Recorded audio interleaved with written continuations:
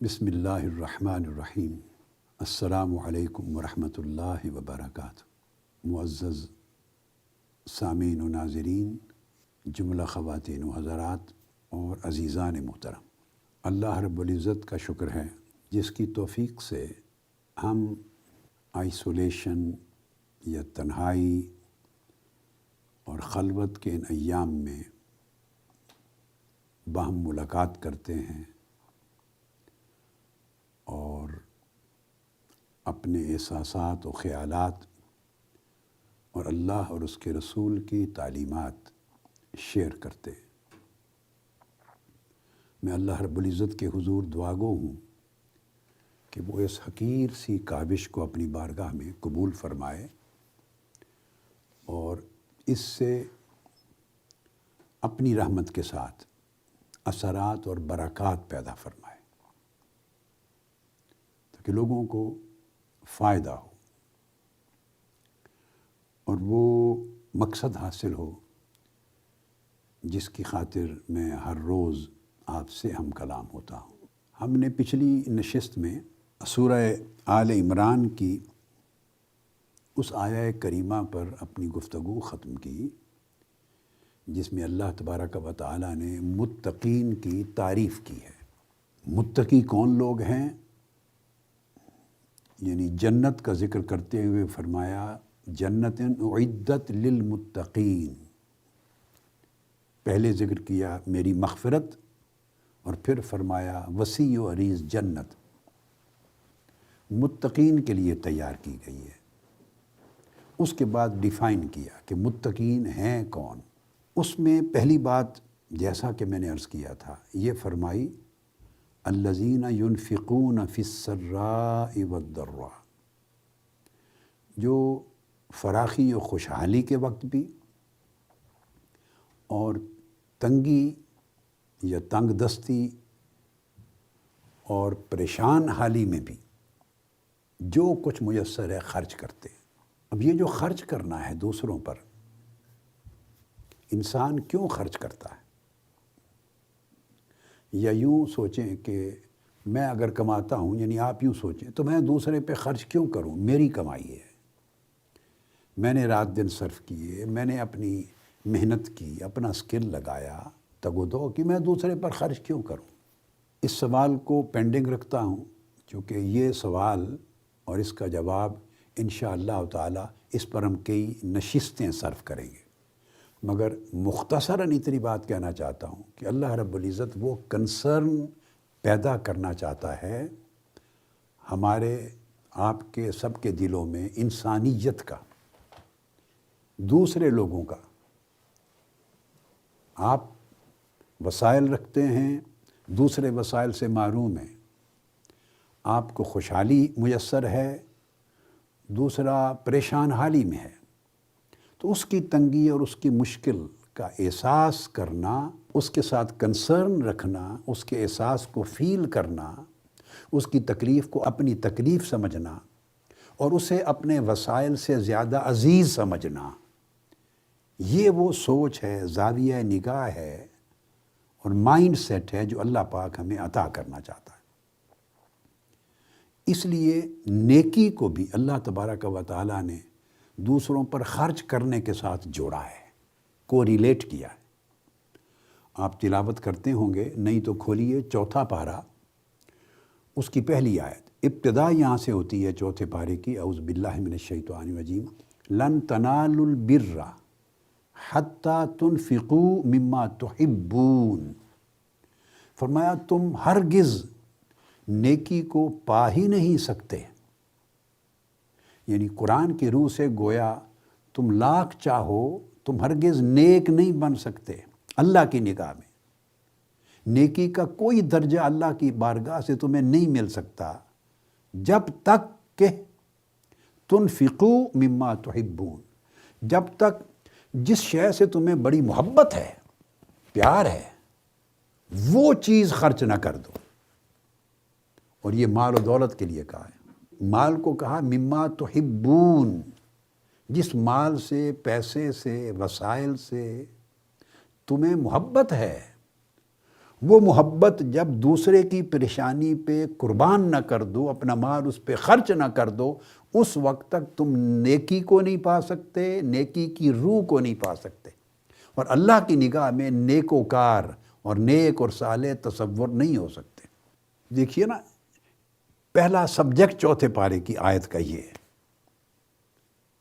ہمارے ہاں نیکی کے رسمی تصورات ہیں، معاشرے میں جو رسم و رواج کے طور پہ جو ٹریڈیشنل اور کنونشنل تصورات ایگزسٹ کرتے ہیں، ہم انہی پر اکتفا کرتے ہیں۔ تسبیح کر لی، روزے رکھ لیے، نماز پڑھ لی، اللہ کے جو حقوق اللہ ہے ان کو تھوڑا زیادہ ٹوٹا پھوٹا جیسے بھی توفیق ہوئی ادا کر لیا، خاص ایام میں مخصوص نفلی عبادات کر لی، حج پہ چلے گئے، عمرہ کر لیا، نیک محافل منعقد کر لی۔ یعنی ہم جب اس طرح کے کام جن کا تعلق حقوق اللہ کی ادائیگی کے ساتھ اور عبادات کے ساتھ ہے وہ کر لیتے ہیں، اور تسبیح اور استغفار کر لیتے ہیں، ہم سمجھتے ہیں ہم نے نیکی کر لی یا نیکی کا حق ادا کر لیا۔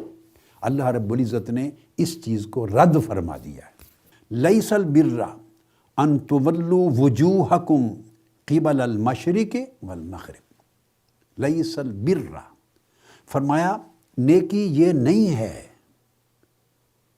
کہ تم نماز کے لیے کھڑے ہو جاؤ، جس کا قبلہ مشرق کی طرف ہے وہ مشرق کی طرف منہ کر لے، اور جن مذہب والوں کا، اہل مذہب کا قبلہ مغرب کی طرف ہے وہ مغرب کی طرف منہ کر لے۔ یعنی سمت قبلہ منہ کر کے نماز پڑھ لینا محض نیکی یہ نہیں ہے۔ اللہ رب العزت نے کیٹیگوریکلی نفی کر دی۔ لیس البر ان تولوا وجوہکم قبل المشرق والمغرب، نیکی اس چیز کا نام نہیں ہے جو ہم سمجھتے ہیں۔ ہم نے نیکی کو ٹریڈیشنل باؤنڈریز میں بند کر دیا ہے، کنونشنل لیمٹس میں بند کر دیا ہے، جو رسم کی، روایت کی، ایک اپنی تصورات کی، سماجی تصور کا ایک اپنا چلا آ رہا ہے کنونشن سے، ہم سمجھتے ہیں بس یہ نیکی ہے۔ مشرکین مکہ، کفار مکہ کے ہاں بھی نیکی کے اس طرح کے تصورات تھے۔ کعبے کا طواف کرنے آتے، کپڑے اتار دیتے، ننگے طواف کرتے، وہ سمجھتے اللہ کے حضور اپنے آپ کو ننگا کر کے پیش کر کے طواف کرنا یہ نیکی ہے، اس میں عاجزی کا اظہار ہے۔ یہ رسمی تصورات تھے اور بیہودہ تھے۔ حج کے جب ایام آتے، احرام باندھ لیتے تو اکثر لوگ پھر اپنے گھروں کے دروازے سے داخل نہیں ہوتے، جب گھر داخل ہونا تھا گھر کے پیچھے سے نقب لگا کے توڑ کے داخل ہوتے، کہتے تھے یہ گھروں کے فرنٹ ڈور سے داخل نہ ہونا یہ نیکی ہے، یہ ان ایام کا تقوی ہے۔ یعنی یہ رسمیں ہیں، من گڑت رسمیں، فرسودہ رسمیں، اور یہ رسمیں آپ کو اصل نیکی کی روح سے دور کر دیتی ہیں۔ قرآن مجید اس کی طرف متوجہ کر رہا ہے۔ فرمایا وَلَٰكِنَّ الْبِرَّ مَنْ آمَنَ بِاللَّهِ، اور آگے پھر پوری آیت ہے، پھر وَآتَ الْمَالَ عَلَىٰ حُبِّهِ ذَوِي الْقُرْبَىٰ وَالْيَتَامَىٰ وَالْمَسَاكِينِ، بلکہ نیکی تو یہ ہے کہ پہلے اپنے ایمان کو مکمل کرو، اور ایمان مکمل کرنے کے بعد اللہ کی محبت میں اپنا مال خرچ کرو۔ یعنی ایمان کے فوری بعد نیکی کو ڈیفائن کرتے ہوئے اسٹریٹ اوے مال خرچ کرنا مستحقین پر، ان کی مشکل کو دور کرنا، ان کی حاجت روائی کرنا، ان کی تنگی کو ایڈریس کرنا، اس کو نیکی قرار دیا ہے۔ نماز، روزہ، اس کا ذکر بھی بعد میں کیا ہے۔ باقی جتنے عبادات اور معاملات ہیں سب کا ذکر اس پوری آیت کریمہ میں بعد میں آیا ہے۔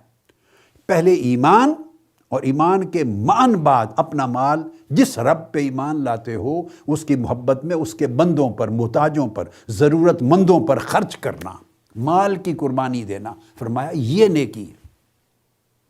آپ اس سے اور پیچھے آ جائیے، بالکل سورہ بقرہ کی بگننگ، وہاں تقویٰ کا ذکر کیا ہے۔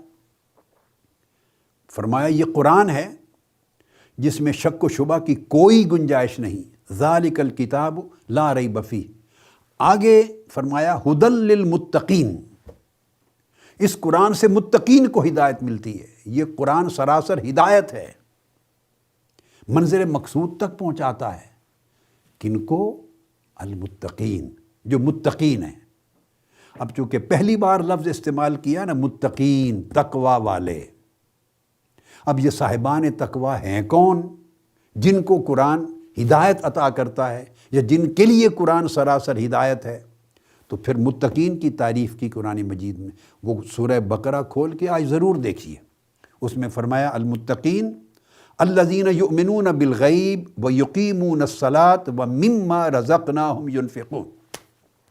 متقین وہ لوگ ہیں، تقوی والے، سب سے پہلے جو ایمان لاتے ہیں غیب پر، یعنی اللہ اور اس کے رسولوں پر اور آخرت پر ایمان لانا، اور نماز قائم کرنا، اور نماز قائم کرنے کے بعد ایک ہی چیز معاً بات کہی، فرمایا وَمِمَّا رَزَقْنَاهُمْ يُنْفِقُونَ، جو کچھ ہم نے انہیں عطا کیا ہے اس میں سے خرچ کرتے ہیں، تھوڑا دیا ہے یا زیادہ دیا، جو کچھ دیا ہے۔ اور مِمَّا رَزَقْنَاهُمْ، یہ بات مال تک، دولت پر، پیسے پر بھی محصور نہیں ہے، جو کچھ دیا ہے، مال دیا ہے تو مال میں سے خرچ کریں، دولت میں سے خرچ کریں، وسائل دیے ہیں وسائل میں سے خرچ کریں، علم دیا ہے علم میں سے خرچ کریں، طاقت صحت توانائی دی ہے تو طاقت اور صحت میں سے خرچ کریں، عزت و شہرت دی ہے تو اس کا بینیفٹ کمزور لوگوں کو پہنچائیں، ان کی مدد کریں۔ آپ کو منصب دیا ہے، حکومت دی ہے، کوئی اور سٹرونگ پوزیشن دی ہے تو اس کے ذریعے نفع مند بنیں، محتاج لوگوں کی حاجت روائی کریں، ان کی زندگیوں کو آسانیاں دیں۔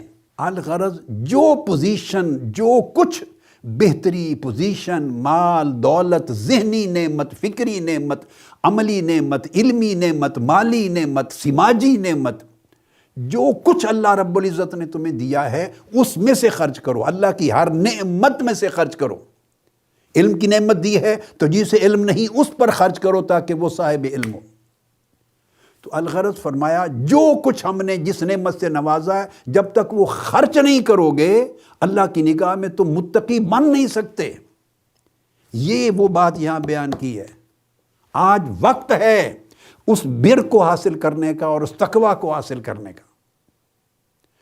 پھر سورہ اللیل میں بھی آگے ایک جگہ پہ فرمایا دوزخ کا ذکر کر کے، دوزخ کا، اور فرمایا وَسَيُجَنَّبُهَا الْأَتْقَى الَّذِي يُؤْتِي مَالَهُ يَتَزَكَّىٰ۔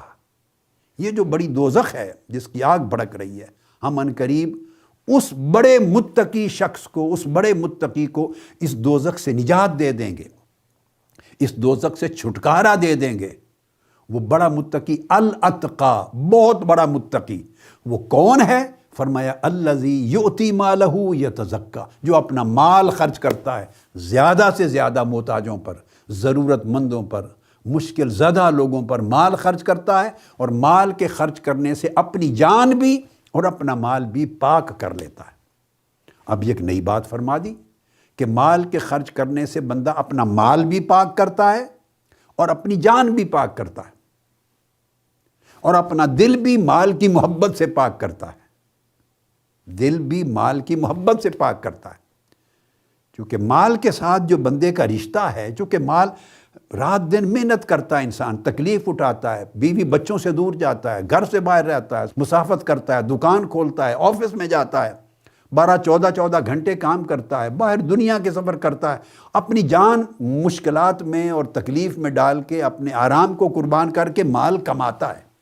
چونکہ کماتا ہے اس لیے جتنی محنت صرف کر کے کماتا ہے اتنی محبت اس کے ساتھ بڑھتی چلی جاتی۔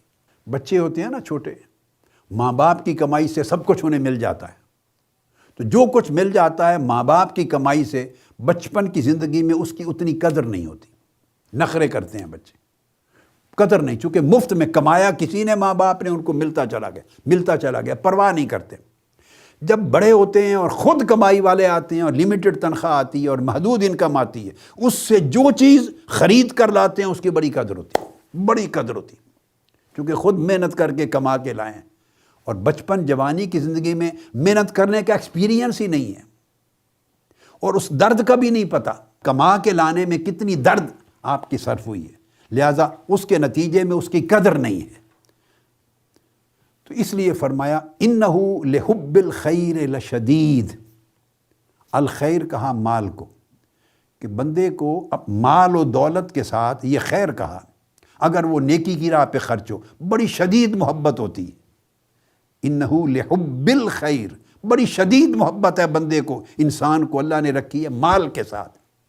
کیوں کہ مال اپنے آپ نہیں آتا اس کے پاس، مال کے لیے پلاننگ کرتا ہے، محنت کرتا ہے، عمر پر سٹڈی کرتا ہے، پھر کوالیفائی کرتا ہے، ڈگریز لیتا ہے، پھر جاب اپلائی کرتا ہے 10 جگہ 20 جگہ، اپلائی کرتا ہے یا روزگار کرتا ہے تو چھوٹے کام سے کام شروع کرتا ہے، دھکے کھاتا، محنتیں کھاتا ہے، کرتا ہے، اور 100 ایفرٹس کر کر کے، جتن کر کر کے وہ مال کمانے لگتا ہے، پھر نقصان کرتا ہے، اور نقصان سے نکلتے نکلتے پھر بریک ایون پہ آتا ہے، پھر بریک ایون سے نکل کے پھر وہ نفع کی طرف آتا ہے، اور پھر اس نقصان سے مال کو بچانے کی تدبیریں کرتا ہے، رات دن اس کا دل بیٹھتا ہے، یعنی جتنی اس کے دل کی دھڑکنیں ہیں وہ مال کے ساتھ جڑی ہوتی ہیں، یہ اس کو محبت میں منتقل کرتی ہیں۔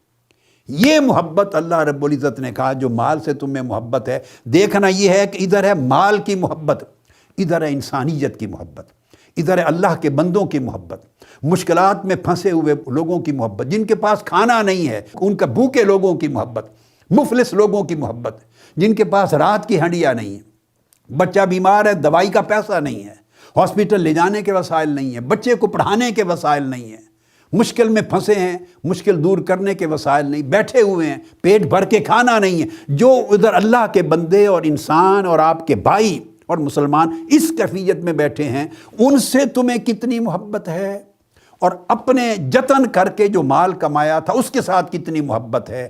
اگر مال کی محبت بڑھ جائے تو یہ دوزخ میں لے جائے گی، یہ اللہ سے دور کرے گی، آپ کو بخیل کرے گی۔ اور یہ مال کی محبت بڑھ جائے اور محتاج ضرورت مند لوگوں پر مال خرچ نہ ہو، اس کو تو ایک مقام پر اللہ رب العزت نے دین کو جھٹلانا قرار دے دیا، کہ گویا اس بندے نے اپنے دین کو جھٹلا دیا۔ سورہ الماعون پڑھیے، ارشاد فرمایا اعوذ باللہ من الشیطان الرجیم ارأیت الذی یکذب بالدین فذلک الذی یدع الیتیم ولا یحض علی طعام المسکین۔ کیا آپ نے اس شخص کو دیکھا جو دین کو جھٹلاتا ہے؟ ارأیت الذی یکذب بالدین، اس سورہ الماعون کو آج اٹھا کے ضرور پڑھیے ترجمے کے ساتھ۔ کیا آپ نے اس شخص کو نہیں دیکھا؟ کیا اس شخص کو دیکھا ہے، اس شخص کو جانا ہے جو دین کو جھٹلاتا ہے؟ اچھا، وہ کون جھٹلاتا ہے دین کو؟ اس طرح نہیں جھٹلاتا کہ وہ کہتا ہے میں اللہ کو نہیں مانتا، اللہ کے رسول کو نہیں مانتا، قرآن کو نہیں مانتا، آخرت کو نہیں مانتا، اس طرح نہیں جھٹلاتا۔ پھر دین کو جھٹلانے کی تعریف کی ہے، فرمایا فذلک الذی یدع الیتیم ولا یحض علی طعام المسکین۔ وہ دین کو جھٹلانے والا کون ہے؟ فذلک، کون ہے وہ دین کو جھٹلانے والا؟ وہ شخص ہے جس کو نہ کسی یتیم کی فکر ہے نہ کسی مسکین کی فکر ہے، نہ یتیم کی یتیمی پر خرچ کرتا ہے کہ اس کو باعزت مقام دلانے کے لیے سوسائٹی میں اپنا مال خرچ کرے اس پر، اور نہ مسکین کی جو محتاجی ہے اس کا کوئی فکر ہے کہ اس کو کھانا کھلائے، وہ بھوکا تو نہیں ہے، اس کو کھانا کھلائے، اپنا مال خرچ کرے اور یتیم کا سہارا بنے اور مسکین کو اس بھوک سے افلاس سے نکالے۔ جو شخص یہ عمل نہیں کرتا، اللہ رب العزت نے فرمایا وہ دین کو جھٹلاتا ہے۔ اب میں نے آپ کو سبجیکٹ تو آگے ہے جو میرا آ رہا ہے، مگر یہ جو آیت کریمہ تھی پہلے حصے میں متقین کی تعریف میں، اس کو تھوڑا آج ایلیبوریٹ کر دیا اور آیات کریمہ کے ذریعے، تاکہ کنسیپٹ کلیئر ہو جائے۔ لہٰذا ہر وہ شخص مال کم ملا آپ کو یا زیادہ ملا، اس سے غرض نہیں ہے، بھئی جتنا ملا اسی میں سے خرچ کریں۔ آقا علیہ السلام نے پیمانہ دیا تھا، فرمایا تھا کہ اگر ایک شخص کا کھانا تمہارے پاس ہے تو اس کو آدھا آدھا کر کے 2 میں بانٹ لو، دوسرے بندے کے زندہ رکھنے کے لیے کافی ہے۔ 2 کا ہے طعام الواحد یکفی الاثنین وطعام الاثنین یکفی الاربعہ وطعام الاربعہ یکفی الثمانیہ۔ ایک کا کھانا ہے تو اس پہ بھی انفاق لگائیں، 2 کو بانٹ دے دیں، 2 لوگ کے لیے کافی ہے۔ 2 کا کھانا ہے تو فرمایا 4 کے لیے کافی ہے، اور 4 کا کھانا ہے تو فرمایا 8 کے لیے کافی۔ جتنا میسر ہے اس میں سے حصہ دو۔ تو دیکھنا ہے کہ پریشان حال انسانیت کا، آپ ان کا کتنا درد ہے۔ آپ کے محلے میں لوگ ہیں، آپ کے پڑوس میں ہیں، آپ کی کمیونٹی میں ہیں، پھر آپ کی فیملی میں ہیں۔ اعزا اقارب کا پہلا حق ہے، پڑوسیوں کا پہلا حق ہے، تو ان کے اوپر خرچ کرو، اور سب سے بڑھ کر پھر بیوی بچوں کا حق ہے۔ یہاں سے حق شروع ہوتا ہے، الاقرب فالاقرب، قریب ترین پر۔ ایون اگر محبت ہے آپ کے دل میں تو محبت بھی خرچ کرو۔ یہاں پر بات آج ختم کرنا چاہیے، یہ بھی انفاق کا حصہ ہے۔ مشکل حالات ہیں، تنگ حالات ہیں، یعنی غصہ دلانے کے حالات ہیں یا خوشی اور مسرت اور راحت دینے کے حالات ہیں، ہر حال میں اگر محبت ہے، شفقت ہے، وہ بھی خرچ کرو، یہ بھی انفاق فی سبیل اللہ میں آ جائے گا۔ جیسے میں نے کہا مال خرچ کرو، علم خرچ کرو، صحت دو، نعمت دو، دولت دو، طاقت میں ہر چیز کا فیض دو، اس لیے محبت کا بھی فیض دو۔ تو آج کا آخری پوائنٹ جو نصیحت کا وہ یہ کہ آپ ان دنوں میں گھر پہ ہیں، بچوں کو محبت دیں۔ محبت دینے کے کئی طریقے ہیں، ڈیٹیل میں بعد میں بتاؤں گا، مگر بچوں کے ساتھ مل کے کھانا بنائیں۔ آپ نے کبھی دن گزارا ہی نہیں، صبح گھر سے نکلے، شام کو لیٹا اور آئے، پکا پکایا کھا لیا۔ آپ بچوں کے ساتھ کچن میں کھڑے ہوں، ہر روز ان کے ساتھ کھانا بنائیں۔ کھانا بناتے ہوئے آپ جب بنائیں گے تب بھی بچے ہنسیں گے آپ کا بنانے کا عمل دیکھ کر، اور جب کھانا پکا ہوا کھائیں گے تو اس کا ذائقہ دیکھ کر بھی بچے ہنسیں گے۔ یہ محبتیں شیئر ہوں گی، مسکراہٹیں شیئر ہوں گی۔ باندھیں ایپرن یہاں، جو آپ کی بیوی ہر روز باندھتی ہے اور پکا کے کھلاتی ہے، آپ بھی باندھیں۔ یہ میری نصیحت ہے، میں مزاحن نہیں کہہ رہا، فیکٹ کہہ رہا ہوں۔ ایپرن باندھیں، کھانا بنائیں بچوں کے ساتھ مل کے، کوئی پیاز کاٹے، کوئی ٹماٹر کاٹے، کوئی سبزیاں کاٹے، کوئی سیلڈ بنائے، جو کچھ ہے بنائیں، پکائیں، مل کے کھائیں، اس سے محبت بڑھے گی۔ کھیل کھیلیں، چھوٹی موٹی جو انڈور گیمز ہیں، محبت بڑھے گی۔ ہیلپ کریں بیوی کو، سپورٹ کریں، آپس میں بھی محبت بڑھے گی۔ اور پھر سارا اونچ نیچ ہو جائے، مرچ زیادہ ہو گئی، مسالہ نمک زیادہ پڑ گیا، تان تشنی نہ کریں، انجوائے کریں، ہنسیں، آپس میں قربتیں بڑھائیں، محبتیں بڑھائیں۔ یہ بھی ينفقون فی السراء والضراء کے تحت آ جائے گا۔ اور کل انشاءاللہ والکاظمین الغیظ، اور اپنے غصے کو ضبط کرتے ہیں، اس آرٹیکل کو پھر انشاءاللہ اگلی نشست میں بیان کروں گا۔ والسلام علیکم ورحمۃ اللہ وبرکاتہ۔ سب سے پہلے نئی ویڈیوز کو حاصل کرنے کے لیے شیخ الاسلام ڈاکٹر محمد طاہر القادری کے آفیشیل یوٹیوب چینل کو سبسکرائب کریں اور بیل آئیکن کلک کریں۔